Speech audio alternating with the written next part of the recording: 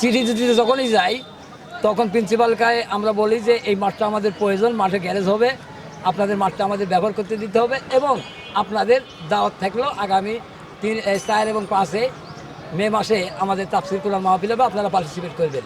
এই অবস্থাতেই ওই মহিলা আলিয়া হীরা তিনি মোবাইল রেকর্ড ধারণ করছিলেন আর বারবার বলছিলেন যে আমরা চাঁদা নিতে গেছি।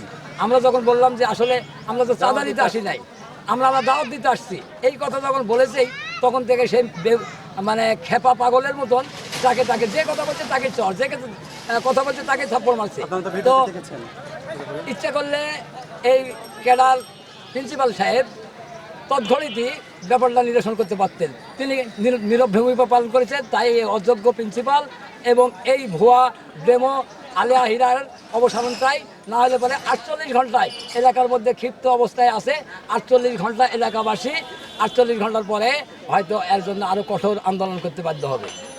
তাই শিক্ষা মন্ত্রণালয় এবং জনাব তারেক রহমানকে, প্রধানমন্ত্রী তারেক রহমানকে বলতে চাই, এখানে এসে সরজমিনে এসে তদন্ত করে যেটা সঠিক, যার দোষ তাকে দোষারোপ করে আমাদের যদি কোনো দোষ থাকে আমরা সেই শাস্তি মাথা পেতে নেব, আর যদি যেটা সত্য ঘটনা সেটা উদ্ঘাটন হোক, এটাই দেশবাসীর কাছে আমাদের চাওয়া এবং প্রধানমন্ত্রী এবং সরকারের কাছে চাওয়া।